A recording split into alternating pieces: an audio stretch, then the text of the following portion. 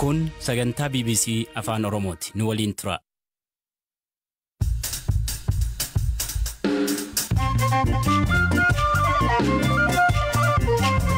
Akka mooltan dhaggeeffattoota keenya sagantaan keenya wiixata galgalaa eegaleera. Odeessaalee har'aaf qabanne keessaa matoota isaaniin isinitti hima. Naannoon Amaaraa duula seera kabachiisuu jedhuun haga ammaatti namoota 4500 seeraan to'achuu irratti gabaasa qabna. Akkasumas isa TPLF booji'amtoota waraana federaalaa gadhiisuuf jedhuun ibsa irratti mootummaan federaalaa waan jedhes isin biraan geenya. Gaazexeessaa Abbee Tokkichaaw qotiyyoo 58 uummata Booranaaf kennu. አንድ እናት በጣም ታዋቂ የነበረ ፎቶ በጣም ፖፑላር ሆኖ የነበረ ፎቶ keessattu suuraan haadha tokkoo daa'ima dugdatti baatanii haalaan qoodamee ture maatii kanaafis qotiyyoo 2 kennine. Waa'ee heera mootummaa Eritiriyaa waggaa 25 darbaniif saanduqa pireezidaantii biyyattiitti itti cufamee ture irrattis waan qixeeffanne qabna. Odeessaalee gaggabaaboos qixeeffanneerra nu faana turaa kan isiniif dhiyeessu an Hamza Hussein. Odeessa jalqabaatiin naannoo Amaaraatti shakkamtoonni 4500 ol to'annoo jala oolfamuu isaanii biiroon nageenyaaf tasgabbii naannoo Amaaraa ibsa kaleessa caamsaa 22 2022 baaseen beekseera. Shakkamtoonni to'annoo jala oolfaman duula seera kabachiisuu tibbana mootummaan geggeesse hordofeeti jedha ibsichi. Biraanuu Gammachuu.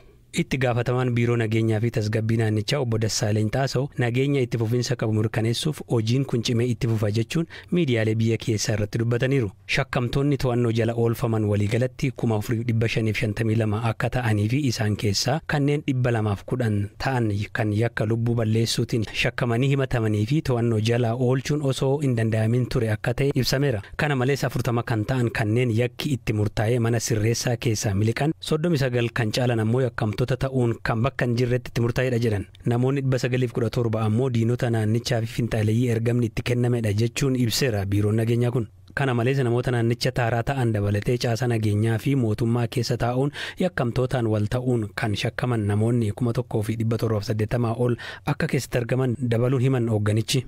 Obbo Dassaaleny yeroo ammaatti mootummaan hojii shakkamtoota to'achuu taasisuun alatti naannichi nageenya amansiisaa irratti argama jechuu isaanii miidiyaalee biyya keessaa gabaasaniiru. Akka gabaasa miidiyaalee biyya keessaatti kanneen dhugaan faannoo hin taane garuu gareewwan maqaa faannootiin ijaaramuun uummata irratti gochawwan seeraan alaa adda addaa raawwatan mootummaan akka obsaan bira hin tarre himaniiru. Torban darbe keessa naannoon Amaaraa meeshaalee waraanaa harka namoota dhuunfaatti argaman galmeessuuf akka ta'e biiroon nageenyaaf tasgabbii naannichaa beeksisuu hordofee naannichi duula seera kabachiisuu eegaluu beeksiseera. Keessattuu naannolee hedduu keessatti maqaa garee alidilee faannoo ofiin jedhuun ijaarameen gareewwanii fi namoota dhuunfaa sochiilee seeraan alaa taasisan irratti tarkaanfii akka fudhatu beeksisuun isaanii yaadatama. Humnootiin nageenyaa tarkaanfii seera kabachiisuu fudhachuu hordofees walitti bu'iinsa dhuma torbee darbee uumameen namootarra akkasumas miidiyaalee biyya keessaarraa odeeffateera. Kanneen hidhamuun isaanii ibsame keessaa miidiyaalee garaagaraa irratti mootummaa Itoophiyaa qeequun kan beekamu Salamoon Shumiyyee fi Maskaram Abarraa ni jiru. Hidhaan kun tarkaanfii olaantummaa seeraa mirkaneessuuf mootummaan naannolee garaagaraatti sochii eegaluu isaa erga beeksisee booda dhagahame. jedhe Eliyaas Mulgeetaa. Hidhamtoonni tibbana TPLF'n gadhiifaman baay'een maatiin miseensota waraanaa yeroo waraanni bara darbe Tigraay gadhiisee bahee hidhaman malee booji'amtoota waraanaa miti jedhe mootummaan Itoophiyaa. Mootummaan federaalaa waan TPLF jedhaa ture adda baasuuf qorannoo taasisee irratti hundaa'uun ibsa kana baasuusaa himeera. Ibsi tajaajilli koominikeeshinii mootummaa federaalaa dilbata baase kun namoonni kunneen bakkeewwan biyyattii garaagaraarraa hojii fi jiraattota siivilii Tigraay turan ukkaamsuun kan TPLF tursedha jedha. Namoonni gadhiifaman jedhaman kunneen garuu haala kamiin akka dabarfaman ifa miti. Humnoonni TPLF booji'amtoota waraanaati kan jedhan 4000 ol akka gadhiisan kamisa caamsaa 19 ture kan ibsan ta'us yeroo sanatti gama mootummaan waan jedhame oomtuun turre. Waraana kaaba Itoophiyaatti baatiiwwan 18 dura eegaleen humnoonni federaalaa humnoota TPLF waliin waraana biyyattii hubee taasisaniiru. Ammatti lolli kun kan tasgabbaa'e fakkaatullee garuu xumuran arganne. Ibsa mootummaan baasee kana irratti gama TPLF hanga ammaa wanti jedhame jiraachuu baatullee garuu TPLF kanaan dura booji'amtoonni kunneen miseensota raayyaa ittisa biyyaa hedduun isaanii naannoo Tigraayin haalatti to'annoo isaa jala oolan ta'uu ibsee ture. Akkasumas dubartoota ulfaa fi kanneen daa'ima qaban dabalatee qaama midhamtoonni hedduun booji'amtoota kunneen keessatti argamu ibsee TPLF. TPLF miseensonni waraanaa booji'aman kunneen fannoo diimaaf ni kennamu jedhee ture. Dubbii himaan fannoo diimaa idil addunyaa garuu waldaan fannoo diimaa idil addunyaa opereeshinii akkanaa keessa qooda hin qabu jechuun BBC'f deebisan. Ibsi TPLF booji'amtoota raayyaa ittisaa dhiifamaan nan gadhiisa jedhu kan dhaga'ame lolli kaaba Itoophiyaatti tasgabbaa'ee ture hammaachuu mala yaaddoon jedhu yeroo dhaga'amaa jiruttidha.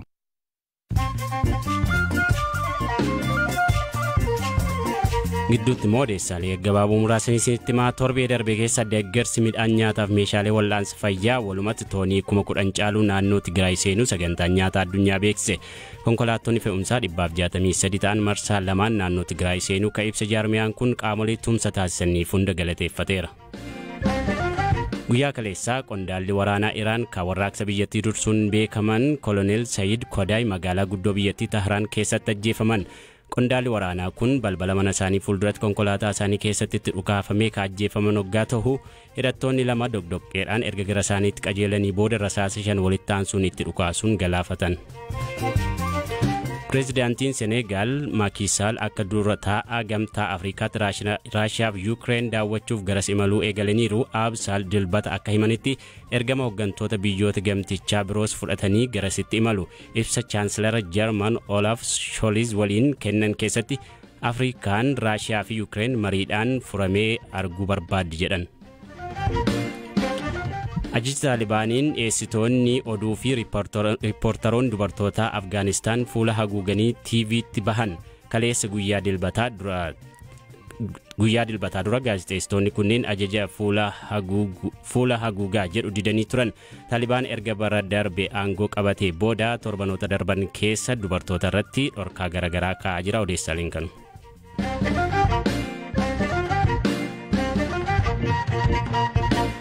Eertiraan bara 1991 erga walabummaa ishee gonfattee booda referendamii geggeessitee turte. Ittaansuun ammoo yeroo jalqabaaf heera mootummaa wiixneessitee raggaasifte.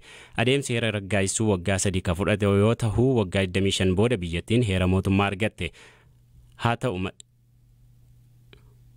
ta'u malee hanga guyyaa har'aatti heerri mootummaa kun hojiirra oolin jira. Biyyattiin ji'a kana keessa guyyaa walabummaa ishee itti gonfatte ka kabajattu yoo ta'u guyyaa kana ilaalchisuun nama yeroo sana komishinii heera mootummaa keessa turan Dr. Barakat Habtasillaasee dubbisneerra. Heerri mootummaa kun akkamiin akka qophaa'e ibsuurraa eegalan. تكومشي قوم الحقي صحف ويلومني لساعتو يساعد مترقبكو أمو مبرحته هنا عليكم jalqabuma seera itti bulmaata komishinichaa qopheessi kannaan jedhani pireezidaant Isaayyaas Afoorqii turan. Gara Ameerikaa ergan deebi'ee booda heera mootummaa afaan Ingiliziin barreesseen ergee fi wixinee isaa gara afaan Tigreetti kanii qabxiiwwan muraasa soroorsanii deebisanii naaf ergan. Anis waan isaan soroorsan irrattiin walii gale. Kaayyoo gooroon uummanni hubannoo heera mootummaa akka cimsatu gochuu ture. Heerri mootummaa maali? Hariiroon mootummaa fi uummataa akkam ta'uu qaba? Mootummaan yeroo hagamiif aangoo irra tura? Akkasumas mirgi namoomaa akkamiin kabajama kanneen jedhan hubatamuu waan qabaniif uummata barsiisuu eegalle. Kun ammoo waggaa 3 nutti fudhate. Kaayyoo heera mootummaa irratti uummanni mareetee akka hubatuuf jenneetu kan jalqaba wixineessine. Heerri mootummaa kun ragga'ee waggaa tokko booda hojiitti kama jedhamee ture. Haa ta'u malee bara 1998 tasuma waraanni Itoophiyaa fi Eritiriyaa gidduutti dhalate. Heerri erga ragga'ee waggaa 25 lakkoofse kun fooyya'insa akkamiifaatu isa barbaachisaa gaaffii jedhuuf Dr. Barakat akkas jedhan. Gaaffileen uummatarraa ka'an gurguddoon lamatu jiru. Isaanis abbaa qabeenyummaa lafaa fi gaaffii afaaniiti. Kunneen dhimmoota akkaan falmisiisoo turanidha. Heerri kun harka namaatiin bocame waan ta'eef fooyyeffamuu danda'a. Afaan yoo fudhanne kanneen Eertiraa keessatti dubbataman saglanuu kabajamuu qabu jechuun walqixxummaa isaanii labsinee turre. Haa ta'u malee afaan Tigree, Arabaa fi Ingilizii afaan hojii akka ta'an yeroof murteessinee turre. Kanneen murtee kanatti waliin galle ammoo hedduu. Qabxii lammaffaan dhimma abbaa qabeenyummaa lafaati. Yeroo sanatti sirni sooshaalizimii waan tureef lafti harka mootummaa haa turu jennee murteessinee turre. Kun garuu dogoggora. Mootummaan albuuda lafa keessa jiru baasuuf aangoo qabaachuu danda'a. Garuu lafti kan uummataa ta'uu qaba.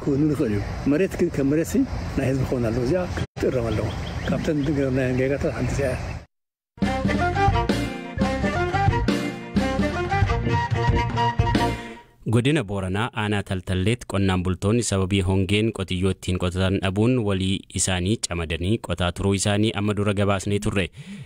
Gaazexeessaan dhimmoota siyaasaa fi kaan irratti gama onlaayiniin hojii isaa dhiyeessuun beekamu Abbabaa Tolaa Fayyisaa yookiin Abbee Tokkichaaw qonnaan bultoota kana dabalatee kaaniifis gargaarsa taasiseera. Abbee Tokkichaaw gama miidiyaa isaa Haqqinnaa Saaq jedhamuun deeggarsa walitti qabaniin qotiyyoowwan 58 bituun maatii 29f gargaarsa godheera. Suuraan marsaalee hawaasaa irratti argine hirriba nu dhorkee ka jedhu Abbeen wayita achii deebi'an sa'aatii muraasa dura argannee dubbisnee turre. Deebii uummata gargaaran irraa argatan akkasiin hima. በተለይ አንድ እናት በጣም ታዋቂ የነበረ ፎቶ በጣም ፖፑላር ሆኖ የነበረ ፎቶ keessattuu haala gaddisiisaa ta'een suuraan haadha tokkoo daa'ima dugdatti baatanii abbaan warraa isaanii ammoo akkuma qotiyyootti wayita maarashaa harkisan kan mul'isu haalaan qoodamee ture. Isaan qaamaan argannee maatii kanaafis qotiyyoo 2 kennine. Maatii kana akkamiin murtoo kanarra geessanii haala akkasiin qotuu dandeessan jennee gaafannee turre. Isaanis yoo xiqqaate roobni nu roobee otoo qotuu dandeenyu garuu immoo qotiyyoo dhabnus beelaan hin duunu yaalaa tattaafachaa hojjechaa duuna malee tasumaa harka hin kenninu jenneetu yaalutti kaanee jedhanii nutti himan. Dhugumaan kun baay'ee natti dhaga'ame. Wantan inni raaffanneedha. Sababiin isaa tokkoffaa tattaaffii hawaasa kanaanatti agarsiise.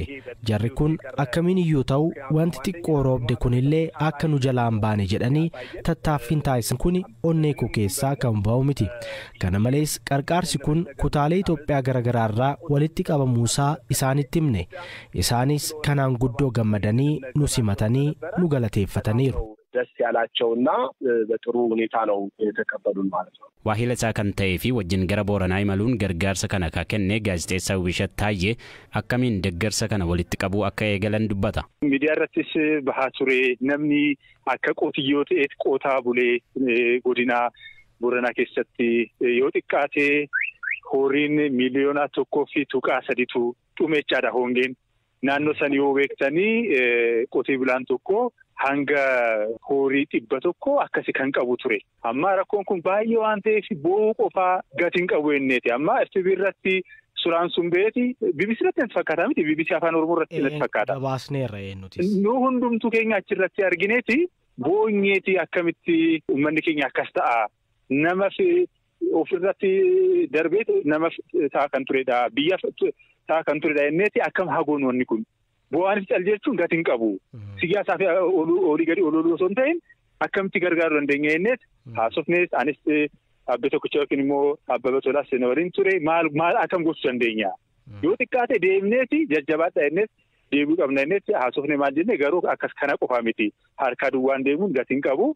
Mee xiqqoollee qotiyyoo 2 qotiyyoo 3 yoo binnellee salphaa miti jenneet haasofnee dur karoorri keenya qotiyyoo 10 binneeti nama 10f kenninee deebinaa jennee turre hordoftoota ammoo miidiyaan Haqqinnaa Saaq kan jedhamu isaan waliin yeroo haasofnu mee nuyi irratti hirmaachuu qabna jedhanii qotiyyoo 10 miti gara qotiyyoo 20 deemee yeroo jedhu akkasitti gara 50tti gara 60tti deemechaa.